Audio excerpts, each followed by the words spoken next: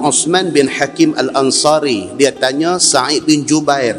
Soalan tu dikemukakan pada ketika bulan Rajab. Dia kata, wahai Sa'id, dia kata, ada ke tak ada puasa khusus untuk bulan Rajab? Faqala Sa'id bin Jubair, sahabat Nabi, dia jawab, dia kata, sami'tu ibn Abbas radhiyallahu anhuma yaqula. Dia kata, aku dengar Ibn Abbas, sepupu Nabi sallallahu alaihi wasallam, ada kata, dia kata, kana Rasulullah sallallahu alaihi wasallam yasum hatta naqula la yuftir. Adalah Nabi sallallahu alaihi wasallam pada waktu bulan Rajab, Nabi puasa hatta naqula la yuftir, sampai kami duk ingat Nabi puasa sepanjang masa tak buka puasa. Apa pernah tengok Nabi dalam bulan Rajab puasa sungguh-sungguh, hari ini puasa, esok puasa, lusa puasa, tulat puasa, sehingga kan kami duk ingat hatta naqula la yuftir, sampai kami duk ingat kata, Nabi ni sepanjang Rajab puasa ke?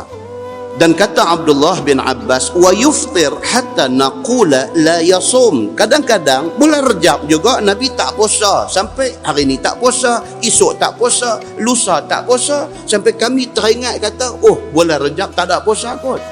Hadis itu hadis sahih riwayat Imam Muslim.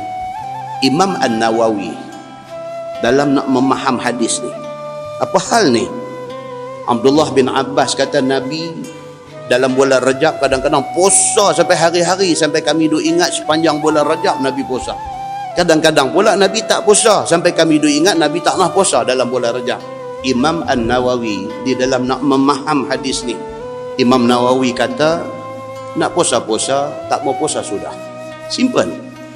Imam Nawawi rahimahullahu ta'ala mazhab Syafi'i. Imam Nawawi kata maksud hadis tu ialah nak puasa-puasa, tak mau puasa sudah. Maksudnya kalau sekiranya kita nak jadikan bulan Rajab ni bulan kita banyak puasa, Imam Nawawi kata pilihlah hari Isnin, hari Khamis, ataupun 3 hari di pertengahan bulan untuk dibuat puasa sunat. Kalau tak mau puasa pun tak apa. Sebab nas itu, kata Imam Nawawi, tidak menunjukkan kepada kita kata bulan Rajab ini ada puasa khusus. Dan nas itu juga tidak menunjukkan kepada kita larangan puasa bulan Rajab. Maknanya bulan Rajab tu sama macam bulan lain. Kalau kita nak puasa Isnin Khamis pun puasalah. Kalau kita nak puasa tengah bulan, Ayyamul Bid, 3 hari tengah bulan pun puasalah. Ataupun kita nak buat puasa selang sehari, puasalah, tidak salah. Cuma kata Imam Nawawi rahimahullahu ta'ala, nas itu menunjukkan kepada kita tidak ada puasa khusus untuk bulan Rajab.